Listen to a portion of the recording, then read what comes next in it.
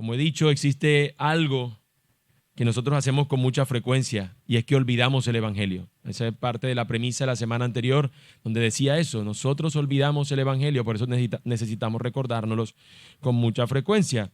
Pero ante eso nosotros deberíamos y podemos regresar al Evangelio, recordar el Evangelio. Y con eso, pues, ante el olvido, tendríamos el recordatorio y ya tendremos como que asunto resuelto. Pero existe, hermanos, algo peor y más triste que olvidar el Evangelio. Y es perder el afecto por el Evangelio, perder el aprecio por el Evangelio, considerarlo como algo de segunda mano o algo que sucede en un principio como una puerta y no se usa para más nada, sino que nos integramos en la casa en otro asunto. Entonces parece la historia de una jovencita que vendía flores por la calle. Esa niña cada día debía llevarse a su humilde casa las flores que no alcanzó a vender. Un día, cansada de esto, la niña exclamó: odio el perfume de estas flores, ya que se había acostumbrado al olor y ya no le resultaba admirable ese olor. Eso mismo, hermano, yo temo que pase con nosotros o con aquellos que escuchan el Evangelio y no se aferran a él. Ven el aroma de aquel que se dio por nosotros como ofrenda agradable al Señor y luego terminar perdiendo el deleite y el asombro por lo que Él ya hizo. Sería algo terrible que nuestro olfato se acostumbre tanto a la agradable fragancia de nuestro Cristo que su aroma nos termine cansando y nos dé náuseas. Terminaría siendo algo terrible, algo adverso. Pablo, en una declaración significativa y que personalmente es de mis versículos favoritos de la Biblia, él dice: no me avergüenzo del Evangelio, porque es poder de Dios para salvación de todo aquel que cree en él, al judío primeramente, pero también al griego. Él no se avergüenza, lo recuerda todo el tiempo, se aferra a él y lo proclama, porque no es un mensaje de vergüenza. Más bien allí el Señor llevó nuestras vergüenzas.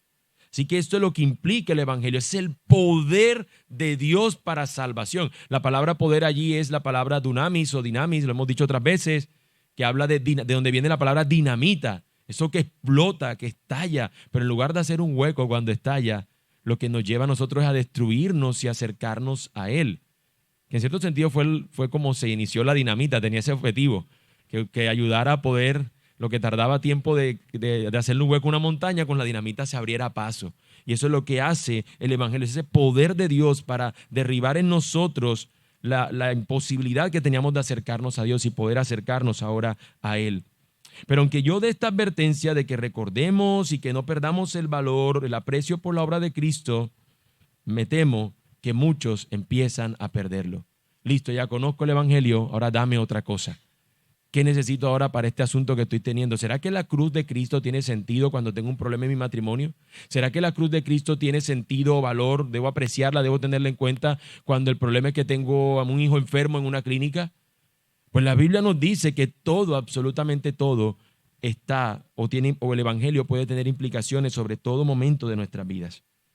Pero cristianos y hombres y mujeres que se identifican como seguidores de Cristo, no los vemos valorando, anhelando y deleitándose de una manera creciente en el Evangelio de nuestro Señor. No solamente es que los no creyentes no valoren el Evangelio, es que como cristianos podemos nosotros mismos empezar a perder el valor o aprecio por el Evangelio. Y lo vemos también continuamente. Dame algo más.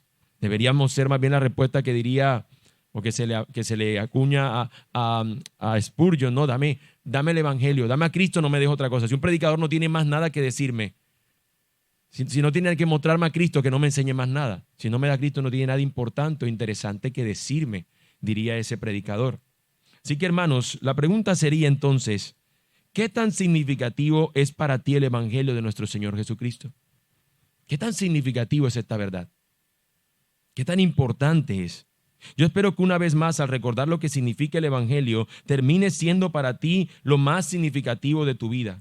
La semana anterior estuvimos viendo que el Evangelio debe ser eso, que debe estar central en la vida del cristiano, debe ser nuestra meta, debe ser todo lo que nosotros anhelamos. Pablo dice: ahora les hago saber, hermanos, en los versículos 1 y 2 del capítulo 15 de 1 Corintios dice: ahora les hago saber, hermanos, el evangelio que les prediqué, el cual también ustedes recibieron, en el cual también están firmes, por el cual también son salvos si retienen la palabra que les prediqué, a no ser que hayan creído en vano. De manera que él está diciendo, el evangelio es lo que ustedes recibieron, lo que los ha salvado, en lo que están firmes, en lo que les garantiza a ustedes el poder creer, el no haber creído en vano, el permanecer hasta el final. Es el evangelio.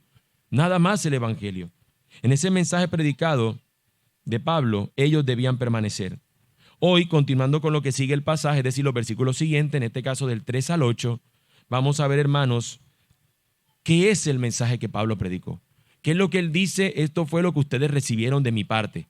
Él lo va a decir. El texto para hoy nos dice, versículos 13 en adelante: porque yo les entregué en primer lugar lo mismo que recibí, que Cristo murió por nuestros pecados conforme a las Escrituras. Ese es el evangelio. Que fue sepultado y que resucitó al tercer día conforme a las Escrituras. Que se apareció a Cefas y después a los 12. Luego se apareció a más de 500 hermanos a la vez, la mayoría de los cuales viven aún, pero algunos ya duermen. Después se apareció a Jacobo, luego a todos los apóstoles, y al último de todos, como a uno nacido fuera de tiempo, se me apareció también a mí. Cuando preparaba esta serie de sermones, el título que le había puesto a esta porción del pasaje era la definición del evangelio, porque Pablo aquí está definiendo el evangelio. ¿Qué es el evangelio? Esta es una definición. Aquí está la definición. Cristo murió por nuestros pecados, resucitó al tercer día. Ese es el mensaje, esa es la buena noticia. Pero el texto, hermanos, no solamente nos proporciona una definición, no solamente nos dice qué es el evangelio, sino que en el mismo texto podemos nosotros encontrar que lo que pretende Pablo con esto es que esto sea significativo para los que lo están escuchando. No solamente que tengan, ya sé, para la pregunta de catecismo, catequesis allí, que Pablo nos está haciendo. ¿Qué es el evangelio? Pablo nos acaba de dar la respuesta y la anote. No es para ese fin, es para que ellos puedan esto significar, ser relevante para sus vidas, de manera que por eso el título de nuestro sermón es el significado del evangelio. No solamente que sepamos qué es el evangelio, sino que qué significa el evangelio, qué significa lo que Cristo hizo, qué implicaciones tiene para nosotros. Por eso deberíamos apreciarlos. ¿Qué significa el evangelio? No conforme a ti, sino conforme a las Escrituras. ¿Qué es el evangelio? ¿Qué es tan significante para nosotros? ¿Cómo es significativo el evangelio para aquellos que creen? Porque insistiendo con la ilustración inicial, hermanos, podríamos perder el valor del aroma de tanto que hemos olido la fragancia de la flor. Podríamos perder el valor por el evangelio, el valor del evangelio, de tanto escuchar la palabra evangelio o de tanto escuchar lo que significa el evangelio. Sí, ya sé, Cristo murió por mí, dame otra canción. ¿No han luchado ustedes a veces alguna vez con eso? Quisiera escuchar una canción, que alguna vez hablar acerca de mí y que me dijera que todo va a estar bien, porque todo quiero que esté bien. Y lo que nos dice el texto es, no me propuse ninguna otra cosa entre ustedes, sino a Cristo y este crucificado. Así que al cantar también cantamos el evangelio. Y al vivir entre nosotros también procuramos o debemos procurar vivir el evangelio. No deberíamos, hermanos, perder ese aroma por él. Nuestro aprecio por el evangelio ha de fundamentarse en lo que significa el evangelio. Y esto sería como una declaración simple o sencilla, como una tesis acerca de lo que va a ser el sermón el día de hoy. El significado del evangelio debe producir en nosotros un creciente aprecio por el evangelio. Y suena redundante la palabra evangelio allí, pero es con ese fin, que sepamos que lo que debe redundar y lo que deberíamos apreciar es el evangelio. Vamos a ver del sermón qué significa el evangelio, del texto qué significa el evangelio, para que entonces en nosotros se produzca un aprecio, un afecto, un anhelo, una gratitud mayor por el evangelio. Es sutil, pero simple al mismo tiempo lo que pretende nuestro sermón del día de hoy. Así que en primer lugar veamos, el significado del evangelio anuncia la muerte de Cristo por nosotros. Versículo 3. El significado del evangelio es que anuncia la muerte de Cristo por nosotros. El versículo 3 nos dice, porque yo les entregué en primer lugar lo mismo que recibí, que Cristo murió por nuestros pecados conforme a las Escrituras. Así es como Pablo inicia diciéndonos o definiendo el evangelio. Como si de un mensajero se tratara, Pablo ha compartido un mensaje a esta audiencia y le dice, yo no me puse a inventar nada. Yo no fui creativo en ese sentido de ponerme a inventar una cosa nueva. Yo lo que dije fue, esto es lo que he recibido, esto es lo que me ha cambiado, lo que me ha salvado. Cristo es el cumplimiento de las Escrituras y las profecías. Este es el mensaje que me han dado, este es el mensaje que yo les comparto. Él simplemente está siendo un mensajero. Pablo ha compartido a esta audiencia el mensaje tal cual como él lo recibió. De hecho, él le dirá la carta a los Gálatas.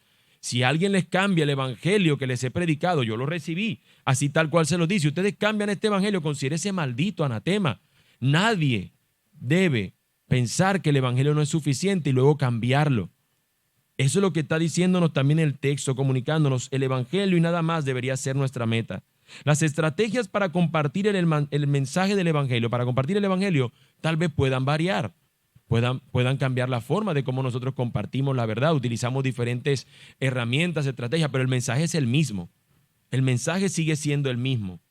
Y Pablo aquí está diciendo exactamente eso. Tenemos que ser fiel en compartir el evangelio. Yo tal cual lo recibí, así mismo lo he comunicado. Y en la primera declaración del mensaje de lo que implica el evangelio, él dice que Cristo murió por nuestros pecados conforme a las Escrituras. Hermanos, todas las personas, bueno, no todas las personas, quizás todos los presentes aquí, más bien, todos los aquí presentes, hemos en algún momento visto una imagen de una cruz, vamos a poner el crucifijo, ¿no? De una persona que está allí crucificada en la cruz, y quizás de niño o ya adulto usted le dijeron qué era eso. O sea, que mucha gente puede identificar socialmente o culturalmente de la persona de Jesús clavado en una cruz. O sea, socialmente, culturalmente, el lado en el hemisferio que nos encontramos, existe el entendimiento al menos de que hubo alguien que murió en una cruz. Y la mayoría de las personas saben que se llama Jesús. El tema es que nosotros también aquí lo estamos viendo. Cristo murió. ¿Pero qué implica eso? ¿Qué significa eso? La acción que nos señala el texto es Cristo yendo a la cruz, Cristo muriendo. Así que esto también implica, hermanos, a su vez, tanto su vida, o más bien su encarnación, dejó su estado de gloria, dejó su trono de gloria, se encarnó, vivió la vida perfecta que demandaba la ley del Señor para finalmente entregar su vida. El Dios encarnado, hermanos, nos presenta la Escritura que ese Dios puede morir. Y a cualquiera que haya estudiado cualquier religión, cualquier persona de afuera que viera las religiones diría, ¿cómo así que ese Dios muere? ¿Cómo así que un Dios muere? ¿Por qué tiene que morir? Y esta implicación nosotros nos debería empezar a preguntar, ¿por qué Él se dio? Se dio por nosotros. ¿Por qué Él vino a morir? ¿Por qué Él es quien dice que Él viene a dar su vida? Que nadie se la quita, sino que Él mismo la dispone. ¿Por qué? No, la Escritura nos ha mostrado que Él es compasivo, que Él es misericordioso, que Él es quien se acerca al hombre para venir a porque el hombre no podría acercarse a Él, porque en su corazón el hombre despreciaba a Dios, y Dios es quien viene y se encarna. Dios con nosotros, Emmanuel. Y allí el Señor es quien viene a cumplir la vida perfecta y recta que tú y yo no podíamos vivir, para finalmente tener que morir, como luego nos dice el texto. Él murió, y la razón que nos dio el texto para que Él viniera a morir, dice, por nuestros pecados. La paga del pecado es muerte. El Señor, cuando le dijo al hombre, el día que comas del fruto del árbol del conocimiento y del mal, ese día ciertamente morirás, morirás. Así que el hombre, por causa del pecado, debía morir. Por ende, cada vez que encontramos un sacrificio, un holocausto, que el Señor, después quien da la ley, tenía que haber un muerto. Tenía que haber un sacrificado, debía venir un cordero y presentarse en lugar de esto, porque la paga del pecado era muerte. La manera de perdonar los pecados era a través de la muerte, y Cristo mismo tenía que venir a cumplir la ley y sabía que debía haber un sacrificio, y la Escritura nos dice que Él es el Cordero de Dios que quita el pecado del mundo. Así que Cristo se presenta como el sacrificio a nuestro favor. Él anula el acta que estaba en contra nuestra. Esa acta que decía que merecíamos la ira del Señor sobre nosotros, y por medio de su sacrificio Él es quien la recibe, para que entonces nosotros no la recibamos, sino que recibamos su misericordia, su favor y su gracia. Y lo que Pablo está diciendo, qué tan importante, qué tan significante es esto, que tú tenías que estar allí en la cruz, y Él tomó tu lugar y se ubicó Él allí. Conforme a las Escrituras es esto. Es decir, que no es un invento nuevo.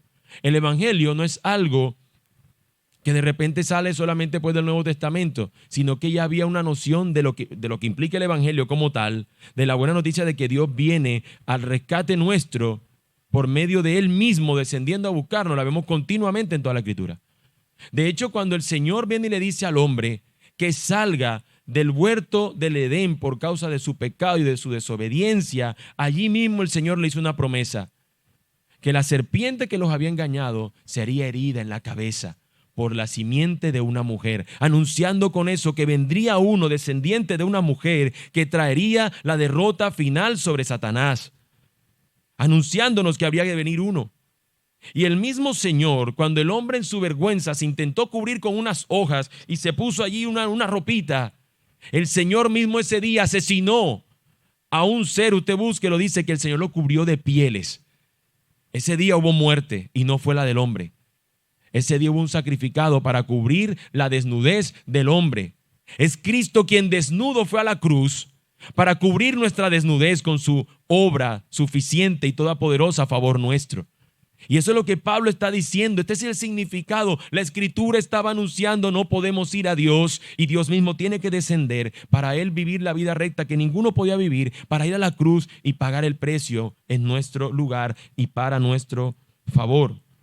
Isaías 53 pudiera ser un ejemplo directo donde nos muestra que hay un siervo sufriente que viene a dar su vida y que por sus llagas, por sus heridas, su pueblo va a ser sanado.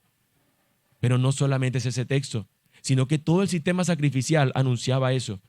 Toda esta gente pecaba y luego vamos con el sacrificio.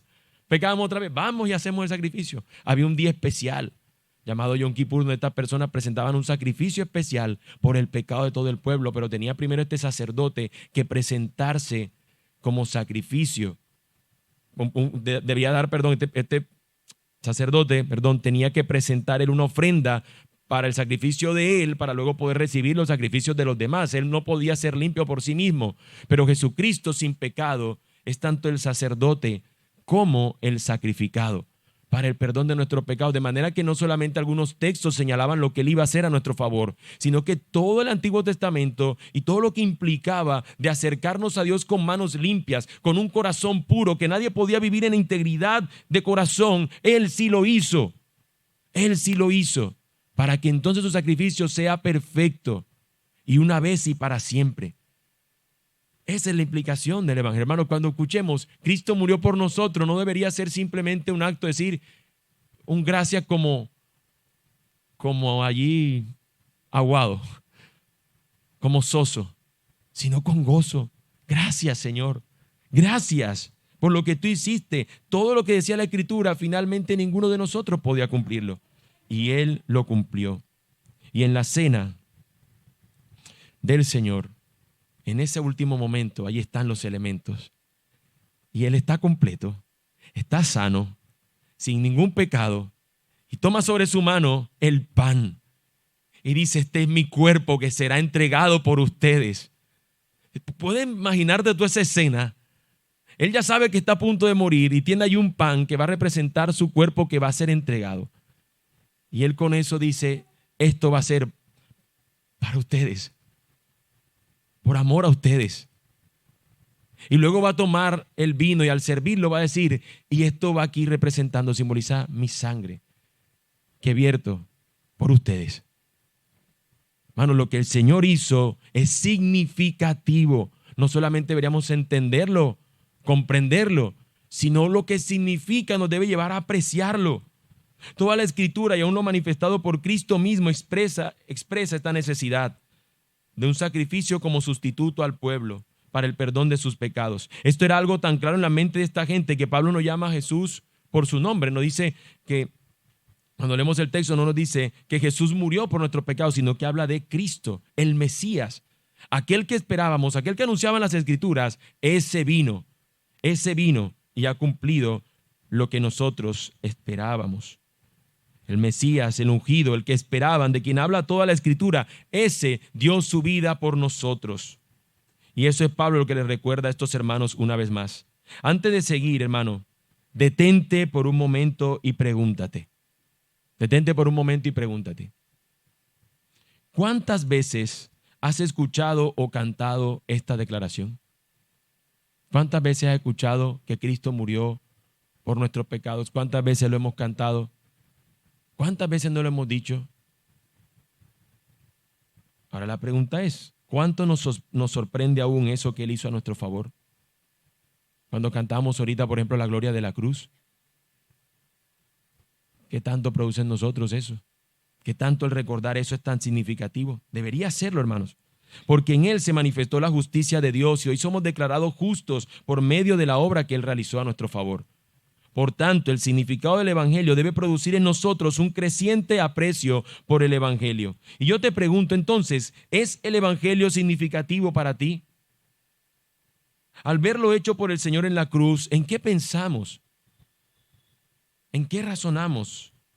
Mucha gente al ver la película La Pasión de Cristo, esa de Mel Gibson, terminó aterrada, algunos les dio un infarto, me acuerdo cuando salió esa película, gente desmayada viendo el sufrimiento de Cristo. No, ¿cómo puede ser tan salvaje Mel Gibson haciendo algo así? Y la gente aterrada.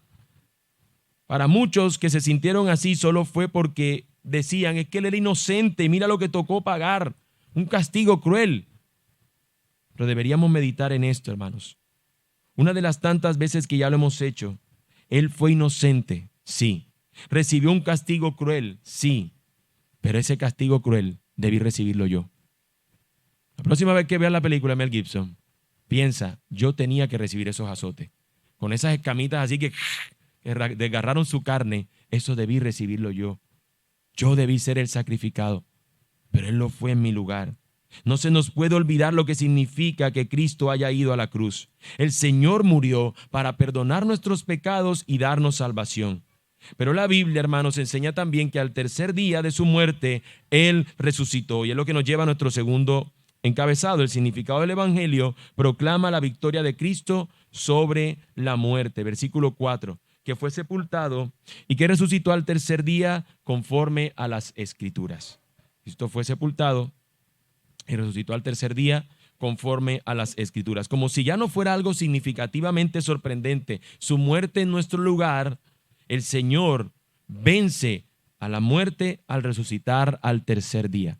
Ya vamos a ver que esto tenía sentido porque si no, no habría sido completa su victoria. Es en la resurrección que vemos la victoria del Señor finalmente sobre el pecado y sobre la muerte. La descripción de este suceso es breve en el versículo, pero Pablo de tomarse decenas de versículos siguientes para hablar de la implicación de la resurrección. Y usted puede hacer el ejercicio luego en casa de leer 1 Corintios 15 completo y ver todo lo que implica la resurrección. Allí Pablo lo señala. Pero aquí solamente vamos a ver lo que dice el versículo 4. Nos dice que Él fue sepultado. En primer lugar, nos muestra que esto fue lo que los hombres hicieron. Jesús viene, ya está muerto. ¿Y qué se hace cuando una persona muere? Pues se sepulta, ¿no?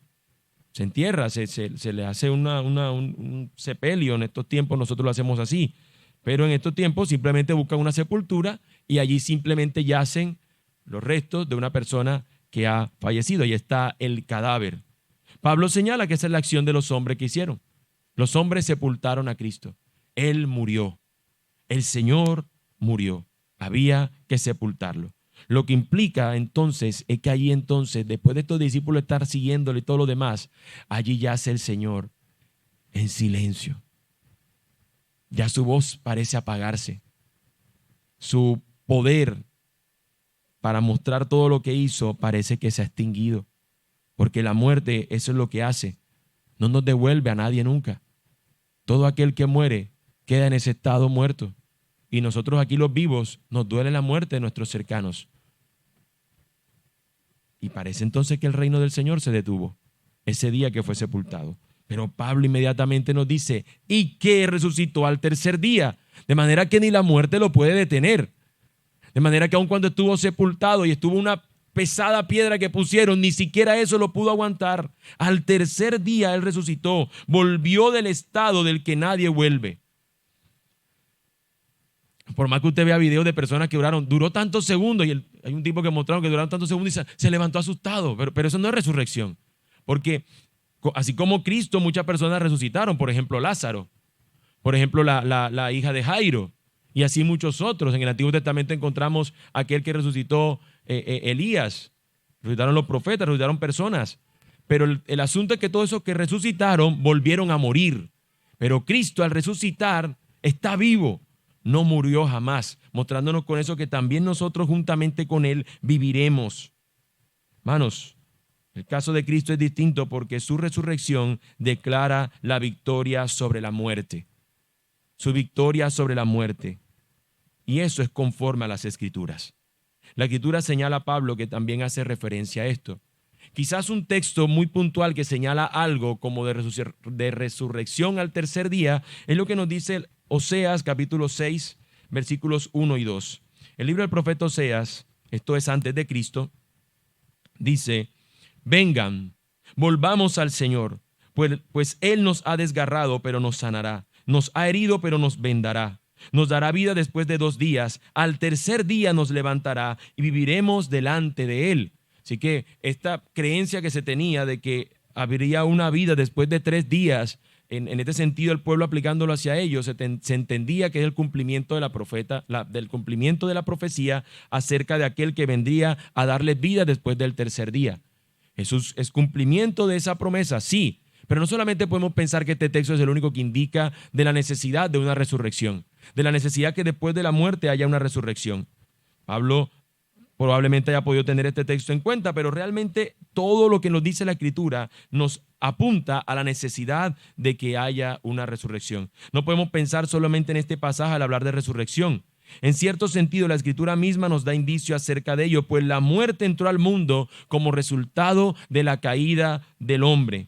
Por tanto, la muerte, hermanos, debía ser derrotada para poder así no solamente vencer el pecado, sino también el resultado o las consecuencias del mismo. El Señor dijo: el día que comas del fruto del árbol del conocimiento del bien y del mal, ciertamente morirás. Así que la muerte entró como consecuencia del pecado, de la desobediencia, de la caída del hombre. De manera que al Señor dar su vida, tenía también que matar la muerte, que era la consecuencia fatal de nuestra caída, de nuestro estado caído. Por eso Pablo ha de decir en ese capítulo 15, al final, él dice: esto digo, hermanos, que la carne y la sangre no pueden heredar el reino de Dios, ni lo que se corrompe hereda lo incorruptible. Así que les digo un misterio: no todos dormiremos, pero todos seremos transformados en un momento, en un abrir y cerrar de ojos, a la trompeta final, pues la trompeta sonará y los muertos resucitarán incorruptibles y nosotros seremos transformados. Porque es necesario que esto corruptible se vista de incorrupción y esto mortal se vista de inmortalidad. Pero cuando esto corruptible se haya vestido de incorrupción y esto mortal se haya vestido de inmortalidad, entonces se cumplirá la palabra que está escrita: devorada ha sido la muerte en victoria. Y la pregunta de Pablo es: ¿dónde está, oh muerte, tu victoria? ¿Dónde, oh sepulcro, tu aguijón? El aguijón de la muerte es el pecado y el poder del pecado es la ley. Pero a Dios gracias que nos da la victoria por medio de nuestro Señor Jesucristo. El aguijón de la muerte es el pecado. El pecado nos llevaba a la muerte. El pecado trajo como consigna la muerte, pero el Señor aquí la vence. Esto es lo significativo, hermanos. Su resurrección proclama su victoria sobre la muerte. Los que estén vivos cuando el Señor vuelva vivirán con Él por siempre. Sus cuerpos serán glorificados, dice Pablo, dice la Escritura, dice el Señor. Pero si alguno ha muerto, esos se levantarán también y estarán con el Señor por siempre, también siendo sus cuerpos glorificados. De manera que la muerte no nos puede a nosotros evitar gozar de la victoria que el Señor nos ha dado. Por tanto, esto debe producir en nosotros una respuesta en alabanza al Señor por lo que ha hecho. Yo les pregunto, hermanos, ¿cómo ustedes pueden decir lo siguiente? ¿De qué manera ustedes lo dirían? ¿Dónde está, oh muerte, tu victoria? ¿Dónde, oh sepulcro, tu aguijón? De esa manera uno puede decir eso. ¿Cómo lo proclamas? La muerte es una realidad. Todos sabemos. Y que de allí no se vuelve. Pero Cristo nos muestra que Él vuelve y nos promete estar con Él por siempre. ¿Cómo entonces poder decir esto? Este O que está allí es un O de alabanza, de exclamación, de celebración. ¿Dónde está, oh muerte, tu victoria? ¿Dónde, oh sepulcro, tu aguijón? ¿Dónde está? Hermanos, este es un acto en el que nosotros podemos celebrar a nuestro Señor. Seremos librados de la muerte porque Él venció, hermanos. Nosotros con Él también venceremos. El pecado llevaba a la muerte. Jesús, por causa no del pecado de Él, sino el nuestro, termina muriendo. Y si Él solamente se quedaba muerto, estaba indicando entonces que el pecado había ganado, porque lo llevó a la muerte. Y para que su sacrificio sea completo, Él tuvo que resucitar diciendo: no me ganaste, te vencí. Vencí al pecado. Eso es lo significativo del Evangelio, que su muerte fue por nuestros pecados y su resurrección para darnos vida eterna. juntamente con Él. Eso es lo que significa. El significado del Evangelio entonces debe producir en nosotros un creciente aprecio por el Evangelio. Y entonces les pregunto, hermanos, una vez más, ¿es el Evangelio significativo para ti? Al verlo hecho por el Señor al tercer día y ver lo que esto significa, ¿en qué pensamos? ¿Será que necesitamos algo más valioso que eso? ¿Quién pudiera ser capaz de hacer esto? Si solamente nuestro Dios a nuestro favor. Así que el Evangelio nos enseña la buena noticia de lo que Él hizo y cómo eso nos transforma. Y aquellos que esa buena noticia conocen y los ha transformado, entonces se convierten en testigos de esa misma noticia.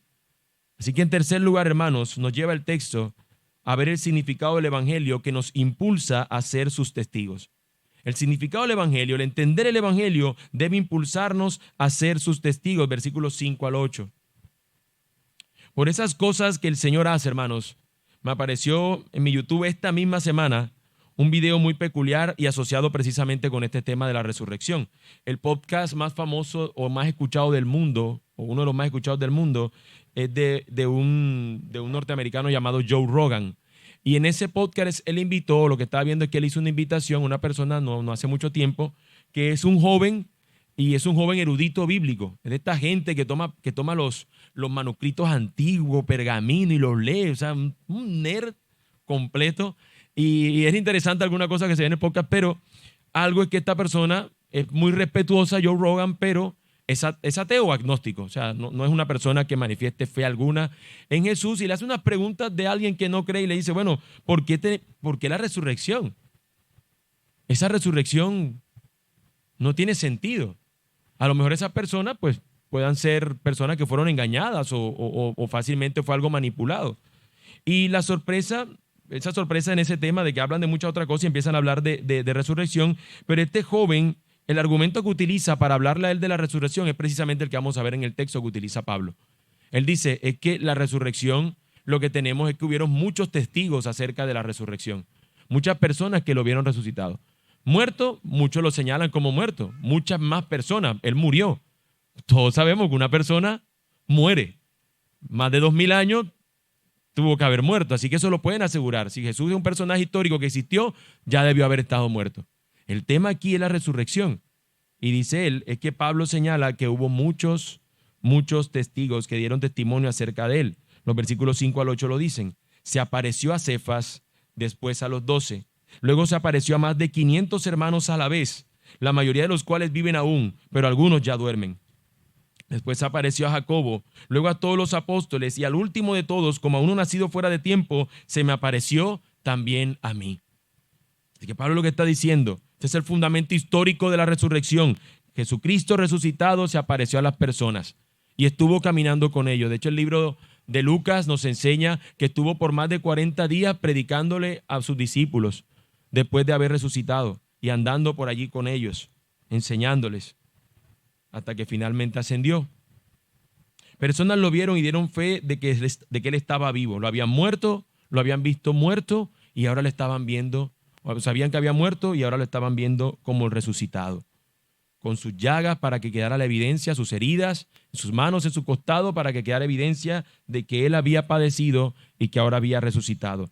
Y el gran número que lo podían testificar, algunos tienen nombre propio. Por ejemplo, el primero que aparece es Cefas, que es Pedro, es el apóstol Pedro, Simón Pedro, llamado Cefas, o que se llamaba Cefas y es Pedro. Bueno, Cefas se le apareció, pero también nos dice que a los demás discípulos, a los 12 discípulos, recordarán ustedes, o no sé si alguno sabe, había un hombre llamado Tomás, que no estuvo cuando Jesús apareció por primera vez, y él pide también referencia. Yo no puedo creer. Yo hasta que no vea con mis propios ojos y vea las heridas en sus manos, vea las heridas que le han producido la muerte, yo es que puedo creer. Porque, hermanos, es difícil pensar que una persona vuelva de la muerte. ¿O es algo que vemos convencionalmente?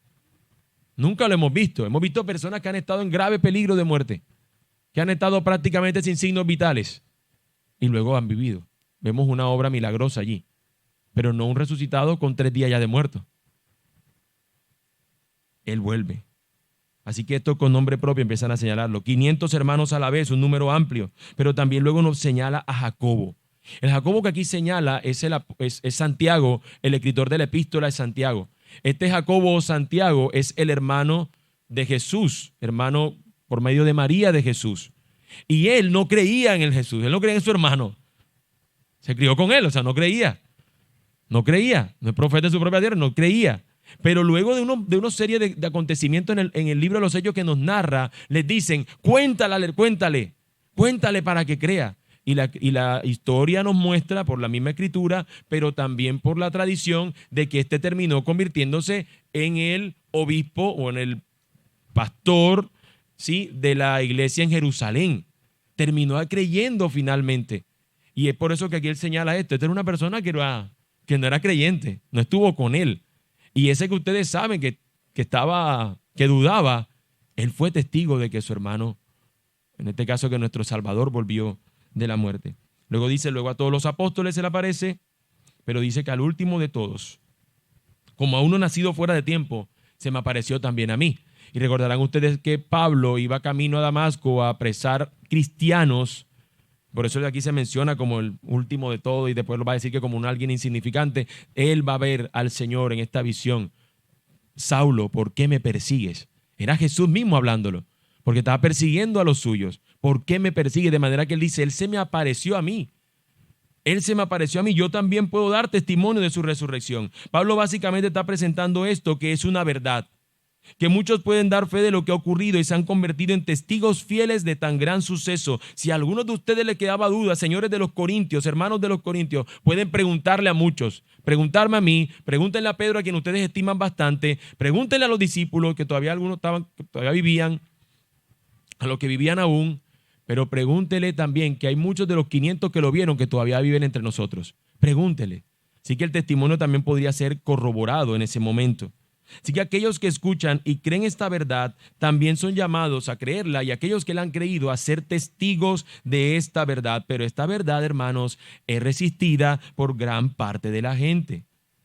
La gente, como el que yo mencionaba ahorita, como Rogan, suelen ver a quienes anuncian y creen en la resurrección como gente boba que es fácilmente engañada.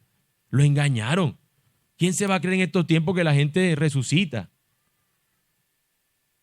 Pero de ser esto un engaño, hermanos, la pregunta sería, ¿por qué esta gente estuvo tan comprometida con ese engaño? Si fuese un engaño, ¿por qué estuvo tan comprometida con ese engaño? ¿Por qué dar su vida por ese engaño? Si al finalmente si era un engaño, decir, no, ya yo no sigo con esto, ya nos van a perseguir por esto. Olvídate, yo no me voy a sacrificar por algo que no es cierto. ¿Quién se sacrifica por algo que no es cierto? Todas las personas se sacrifican por algo que ellos entienden como cierto, y para entenderlo como cierto, estos discípulos que fueron los primeros mártires es porque ellos fueron testigos de ello. De no ser testigos de ello, ellos no lo hubiesen hecho. De ser mentira, habrían sostenido esa mentira hasta tal nivel. Otro asunto con los que son acusados estos individuos de este primer siglo es que eran gente poco culta e ignorante. Eran simplemente unos pescadores, eran campesinos, eran gente que estaba allí del montón. Esa gente no tenía la cultura que tenemos nosotros hoy en día, pero Pablo no era un hombre inculto. Pablo para su época era un hombre conocedor de todas las artes y de todos los conocimientos que se pudieran tener en ese momento. Era un gran conocedor de ello. Sin embargo, cuando él habló de la resurrección, fue considerado un palabrero. Era un hombre culto, era un hombre que la gente quería escucharlo, tanto así que Hechos 17 nos narra que él fue al Areópago, un lugar donde solamente iban las personas que se consideraban con un alto nivel intelectual, que pudiera enseñar a los intelectuales de su época. Haga de cuenta que este era un auditorio de una universidad prestigiosa. Ese lugar en Atenas, cultura o cuna, de la cultura, del conocimiento, de la búsqueda del conocimiento. Y Pablo viene y se presenta ante ellos para hablarles. Y Pablo empezó a hablarles acerca del Dios creador todopoderoso, del Dios que ellos no conocían. Él venía a hablarles de ese Dios, y empieza Pablo y esta gente como escuchándolo, así como razonando, como viendo a ver qué les decía, hasta que Pablo dijo lo siguiente. Pablo venía diciendo, construyendo su argumento, y desde el versículo 29 hasta el 34 leo de Hechos 17, dice: siendo pues linajes de Dios, no debemos pensar que la naturaleza divina sea semejante a oro, plata o piedra, esculpidos por el arte y el pensamiento humano. ¿Por qué dice esto Pablo? Porque él estaba viendo que esta gente tenía esculturas de sus dioses, y había una imagen que no tenía Dios, nada más decía el Dios desconocido. Entonces él está hablando de este Dios que ellos no conocían, diciéndole: Dios no puede ser representado con cosas hechas por nuestras manos. Después de decir eso, dice, por tanto, habiendo pasado por alto los tiempos de ignorancia, Dios declara a todos los hombres en todas partes que se arrepientan. Es decir, basta de ser ignorantes. Dios ahora les viene a enseñar quién es Él, pero tienen que arrepentirse. Versículo 31. Porque Él ha establecido un día en el cual juzgará al mundo en justicia por medio de un hombre a quien Él ha designado. Y luego dice, habiendo presentado pruebas a todos los hombres cuando lo resucitó de entre los muertos. Y eso fue lo último que les quisieron escuchar. Cuando oyeron de la resurrección de los muertos, algunos se burlaban, pero otros dijeron, le escucharemos otra vez acerca de esto. Entonces Pablo salió de entre ellos, pero algunos se unieron a él y creyeron, entre los cuales estaban Dionisio el Areopagita, una mujer llamada Dámaris y otros con ellos. Pablo fue fiel en predicar a Cristo crucificado y resucitado, es decir, el evangelio lo predicó. Y algunos no creyeron y lo tardaron de palabrero y de loco. ¿Y de qué clase de personas creen resurrección? ¿Cómo nos dirían en nuestros tiempos? Pero yo les hago esta pregunta, hermanos. ¿Qué tanto conoce acerca de la muerte un hombre de ciencia formado en la academia en pleno siglo XXI, es decir, en nuestros tiempos, respecto a un hombre de campo, pescador del primer siglo en Palestina? ¿Qué tanto sabe de la muerte ese hombre? Un tipo de nuestros tiempos, todo aprendido, doctor honoris causa, el tipo más sabio entre los hombres que consideramos una eminencia, ese tipo que sabe tanto de la muerte respecto a un humilde pescador del primer siglo. ¿Qué tanto sabe? Sabe lo mismo, que se necesita estar vivo para morir. Así que no necesitaba ser un tipo de eminencia para descubrir, yo lo vi muerto y ahora lo vio vivo. Esa es la evidencia que necesita. Lo vi muerto, estuvo traspasado y lo vi resucitado. Por eso cuando Pablo señala testigos, no importa si era una persona pobre, no sabía nada, no. Todo el mundo que pudiera ver a un muerto y después lo ve caminando, lo primero que va a pasar es que se puede privar. Y después va a decir, esto es sorprendente. Imagínese que usted tiene un amigo que sea gemelo y usted no sabía que era gemelo y se muere su amigo. Y usted después se encuentra al gemelo ahí en el Guacarí. Es probable que se prive usted ahí. O usted dice, fantasma, estoy viendo un espanto, yo qué sé. Así que esto es significativo porque tenemos testigos que lo decían. Así que en esencia conocen lo mismo. Así que en lugar, hermanos, de que se necesita ser una eminencia para poder creer esto, por eso la Escritura dice que a los sabios los avergüenza, porque los más humildes son los que terminan recibiendo esto por medio de la fe. Los demás quieren más cosas, pero ¿qué necesitas tú saber? Si al final Él estuvo muerto, resucitó, eso es significativo en sí mismo.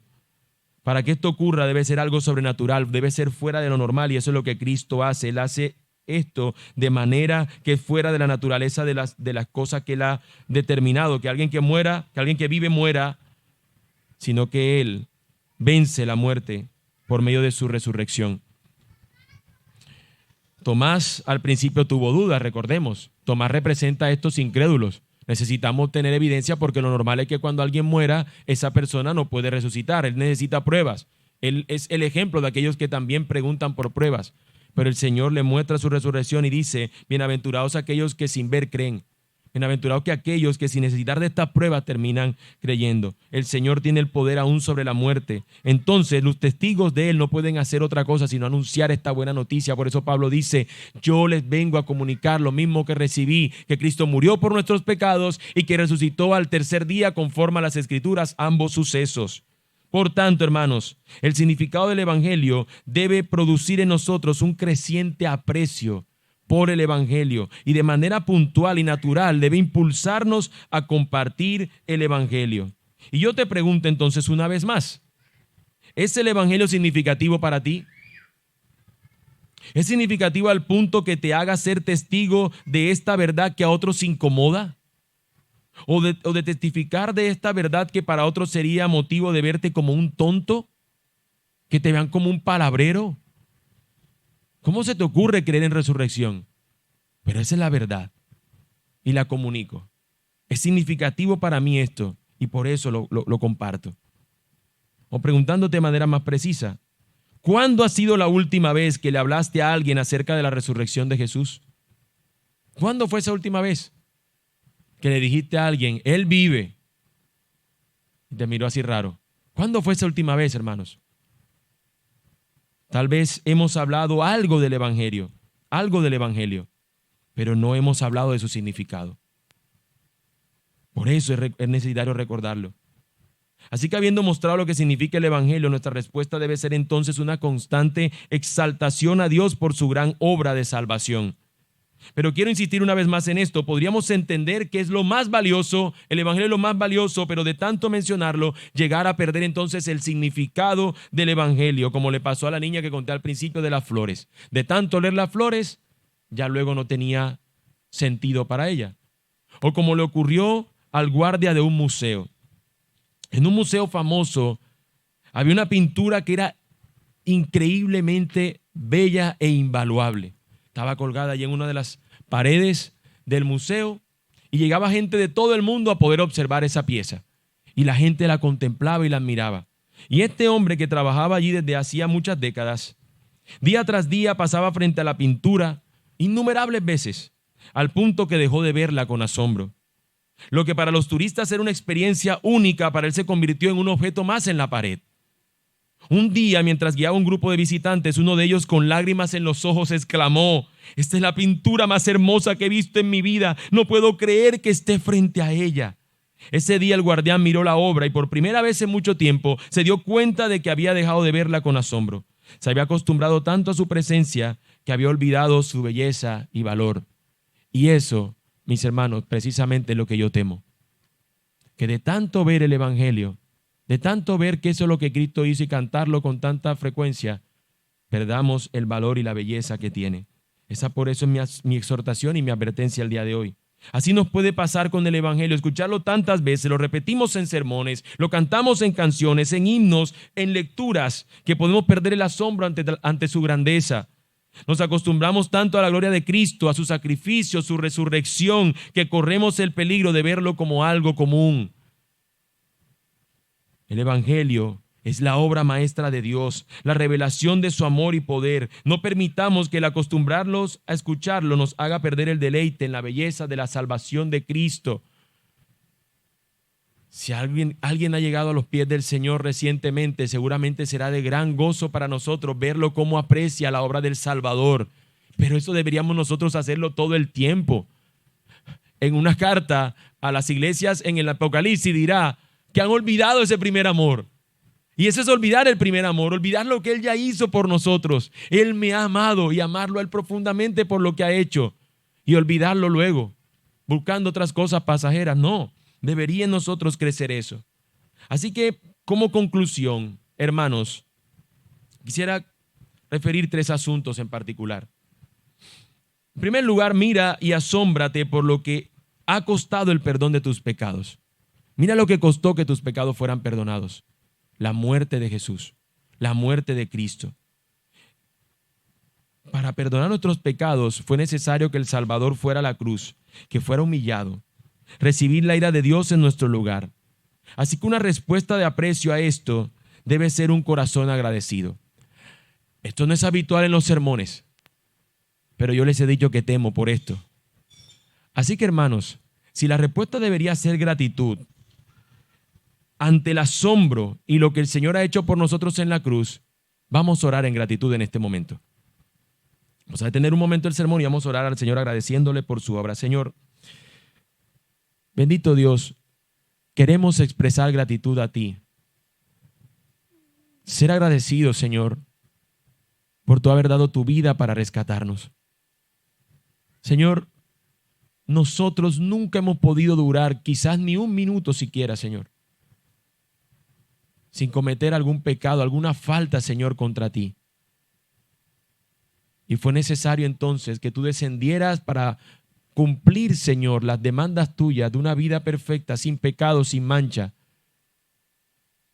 Y luego, Señor, en lugar de decirnos si se podía hacer, lo que hiciste fue cargar nuestros pecados en la cruz y recibir el castigo, Señor, por ellos, para que ahora nosotros podamos recibir de tu gracia y de tu misericordia, de tu salvación y perdón de nuestros pecados. Señor, gracias.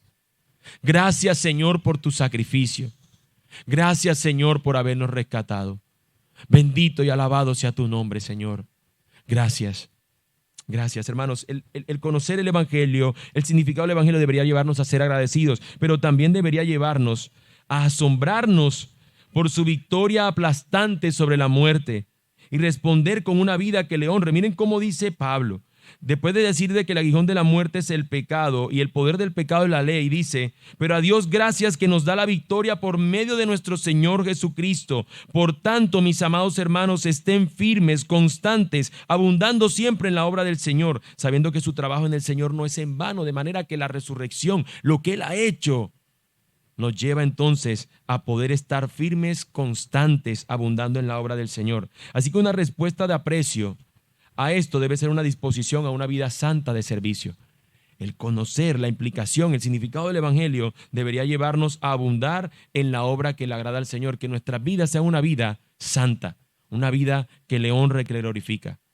Así que, hermanos, detengámonos entonces otra vez y pidámosle al Señor, hagamos una petición a Dios que nos haga vivir una vida que le honre, que le agrade a Él conforme al Evangelio. Bendito Dios. Ahora nos acercamos, Señor, además de agradecerte, para rogarte, Señor, que nuestras vidas te den honra, que nuestras vidas, Señor, te glorifiquen, que nuestras vidas, Señor, sean constantes en vivir, Señor, conforme a lo que tú les has demandado, en obediencia, Señor, a lo que Cristo ha hecho, en respuesta a su obra salvadora. Nosotros podamos vivir ahora en santidad, conforme a la obra santificadora que tú estás haciendo en nosotros. Señor, te lo pedimos. Queremos, Señor, vivir vidas que sean vidas que, entendiendo lo que has hecho tú, Señor, responden ahora en consecuencia de ello. Así que te lo imploramos, Señor, que nuestras vidas, Señor, te den honra, que nuestras vidas te den gloria, que nuestras vidas, Señor, sean las de unos que son testigos fieles tuyos en la manera como viven, como hablan. Aún incluso en nuestros pensamientos, Señor, está nuestro ruego. Que todo pensamiento nuestro pueda ser cautivo a la obediencia de Cristo. Bendito Dios, te lo imploramos. En Cristo Jesús, nuestro Señor y Salvador. Amén. Amén. En tercer lugar, hermanos, hemos visto ser agradecido por lo que Él ha hecho en la cruz, que el Señor, conforme a lo que ha resucitado, nos lleva a vivir una vida que le honre, pero en tercer lugar, que seamos testigos fieles de lo que significa el Evangelio. Que el Señor nos use para ser sus testigos. Nada es tan asombrosamente digno como nuestro Señor, y nada es tan maravillosamente conmovedor y transformador como su obra, que ningún argumento, hermano, nos lleve a callar la verdad del Evangelio. Una respuesta de aprecio a esto debe ser una disposición a una vida santa de servicio. Así que vamos ahora a rogar al Señor que nos use como un testigo fiel para anunciar su verdad en todo tiempo y lugar. No importa que nos digan que seamos tontos por creer en resurrección. Esa es la verdad. Y por esa verdad, Cristo, nuestro Señor, fue al Calvario, resucitó al tercer día para darnos a nosotros libertad y para nosotros proclamar ahora su verdad. Así que, Señor, clamamos delante de ti, Señor, como un ruego. Hemos sido cobardes, Señor. Hemos dejado que el temor o que la vergüenza o el ser acusados, Señor, de tontos, nos haya detenido, Señor, el no proclamar tu verdad. Perdónanos, Señor, por nuestra necedad. Perdónanos, Señor, porque nosotros, teniendo esta verdad para compartirla, para anunciarla a otros, Señor, nos hemos quedado callados por miedo, por vergüenza o por cualquier otra razón, Señor. Bendito Dios, perdónanos. Pero ahora te rogamos, Señor, en el poder de tu Espíritu, úsanos para que con denuedo proclamemos tu verdad. Para que aún, Señor, aun cuando el mundo desprecie la cruz de Jesús, para nosotros que tiene sumo valor, podamos proclamarlo, Señor, para la gloria y honra de tu santo nombre. Te lo imploramos, Señor eterno, úsanos como siervos tuyos para tu gloria, para proclamar tu verdad, mi Señor. Amén. Amén. Ahora, en último lugar, yo no quiero dejar de perder la oportunidad de hablarle a algunos que están aquí que no conocen a Cristo, que están aquí, dicen, este tema que están hablando, esto a mí no me interesa, ¿para qué me invitaron? Amigo, gracias por venir. Qué bueno que hayan venido. Qué bueno que estén aquí, porque este mensaje tú necesitabas escucharlo. En Cristo Jesús, aquellos que vienen a Él en arrepentimiento y creen en Él, Él no los echa fuera, sino que los reciben. Pero, ¿qué es el Evangelio? Además de lo que ya he dicho, pudieras tener esta idea. El Evangelio es lo que hace libre a los hombres. El Evangelio es el que los hace fuertes. El Evangelio es lo que nos exalta, pero no porque necesitemos ser exaltados en nuestra persona, sino porque nos lleva a poder nosotros creer en aquel que es el digno de ser exaltados y luego estar nosotros al lugar, al lado de él. Así que el Evangelio nos presenta que aquel que es prisionero, que está muerto en sus delitos y pecados y está en sus cadenas respecto al pecado, esa persona puede ser libre. Aquel que es un pobre en espíritu, es decir, que no tiene la capacidad de acercarse a Dios, esa persona entonces es llena de la riqueza que hay en él. Esas bendiciones espirituales, esas riquezas espirituales que Cristo otorga. Aquellos que son débiles, que reconocen que no tienen el poder de poder hacer todas estas cosas, estos débiles son fuertes entonces en aquel que realmente cumplió con lo que nosotros no pudimos cumplir. Así que, amigo que estás aquí, tú puedes hoy dejar de ser enemigo de Dios y pasar a ser su amigo. Dejar de ser esclavo al pecado para vivir entonces en libertad, en la gracia que el Señor otorga. Y la manera como el Señor nos invita a que esto lo hagamos es a través de la fe en Él. Por gracia Él otorga esto, pero tenemos que arrepentirnos. El Señor llama a todos los hombres que se arrepientan de su condición pecaminosa. Así que, amigo, tú estás en pecado y debes arrepentirte de tus pecados y creer en Cristo Jesús y recibirás de Él el perdón de tus pecados y la promesa de vida eterna porque Él venció la muerte. Así que ese va a ser nuestro ruego ahora, que aquellos que están aquí lejos de Cristo puedan acercarse a Él y recibir de Él salvación. Amado Dios, yo te doy gracias por este tiempo en tu palabra que nos has dado, Señor, pero ahora de manera especial y particular te ruego por aquellos que están aquí lejos de ti. Ten misericordia de ellos, Señor. Que tu compasión y tu gracia, Señor, sea para con ellos hoy. Señor, que la disposición de su alma sea, Señor, por anhelar conocer más de ti. Que, Señor, entiendan su condición de pecado y se arrepientan. Que entiendan, Señor, que ellos no tienen la fuerza y el poder para vencer, Señor, lo que tú pides. Y que por tanto entonces crean en aquel que sí venció. Que puedan, Señor, nacer para una novedad de vida donde ahora tienen esperanza de que tú, Señor, estarás con nosotros porque prometes estar con tu pueblo hasta el fin. Que sus ojos puedan, Señor, ponerse en la esperanza de tu retorno, de tu vida, de la vida eterna que tú das, Señor, porque tú has vencido la muerte y juntamente contigo venceremos. Señor, rogamos para que en su condición de pecadores no arrepentidos, Señor, hoy tú les concedas el don del arrepentimiento, la fe, Señor, para que vengan a ti, Señor. Rogamos, Señor eterno, conforme a tu misericordia, Señor, dándolas esta mañana, para que el pecador, Señor, no arrepentido, se arrepiente y crea, para que aquellos, Señor, que hemos sido redimidos por tu obra de gracia, podamos una vez más asombrarnos en el glorioso Evangelio. En Cristo te lo pedimos, Señor eterno. Amén. Amén. Amén. Hermano, vamos a cantar en respuesta.